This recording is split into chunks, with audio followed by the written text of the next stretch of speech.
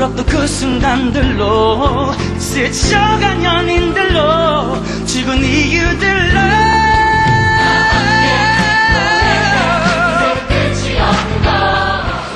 Now tell me, my question is, did you have to go through an audition like everyone else? Because everyone knows that Brian can sing. So even though they called you for casting, did you have to go through a certain audition? I did have to meet the directors and everybody, like the staff and everyone, because even though they wanted me to play the role, they wanted to make sure I can sing the songs. Right. They wanted to make sure I looked the part as well. And so basically, I didn't do one of those open auditions where everyone went in and did it. I do it private more. Okay. So I went in, we talked a little, then we went to the music room and I sang the song What You Own, which is Mark and Roger's duet song in the musical. And then at first, it seemed as if they weren't really happy with it because the way you sing with Kayo and the way you sing on musicals is totally different. The way you use your diaphragm, you know, singing in musicals shouldn't sound like music. It should sound like you're talking the lines. That's right. And that was something that I never got trained for, so it was difficult for me. So I thought that they were gonna, you know, just be straight out and be like, hey, you look the part, but I don't think you can fulfill the part. That's what I thought they were gonna say. But they actually called me back 2 days later and said, well, welcome aboard, and we're very happy to be able to work with you. And I was like, wow. So basically, while I was practicing with the other actors and learning the songs, that's where I slowly got trained a little bit.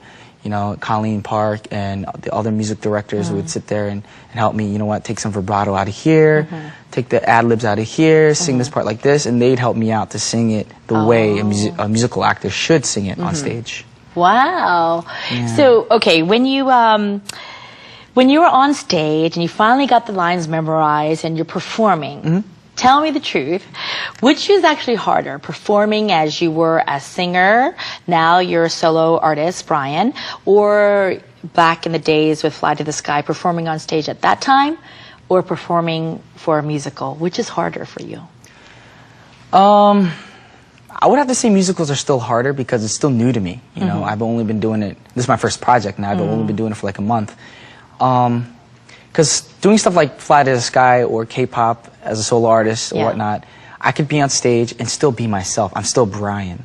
The way I express my emotions, the way I sing my lines, my body language, anything I do would be Brian. And then the reaction I get back from the crowd would be that much more phenomenal and more meaningful for me. Whereas in musical acting, I'm playing a character who I have to do my best to be like.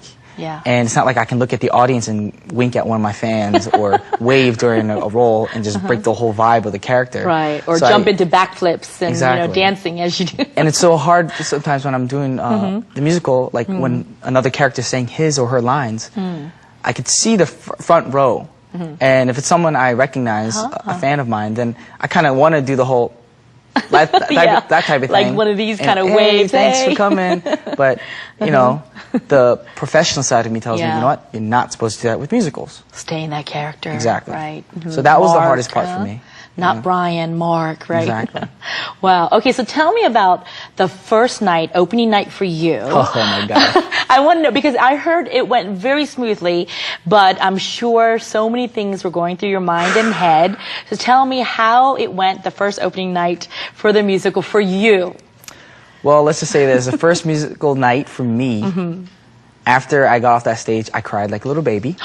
You cried? It was an emotional moment for me because it was like a new door opening for me, you know? You're going to make me cry. And, and it just felt good and exhilarating at the same time. And I felt like all this weight just slowly came off my shoulders, you know? And getting ready for a long time and preparing for it and all that stress and hard work that was put into making this project slowly just kind of floated off. And I just felt really relaxed, but at the same time, it was one of those good, relaxing feelings where I didn't cry because I was sad. I cried because I was so happy. I did something. I fulfilled another dream of mine, that type of tear.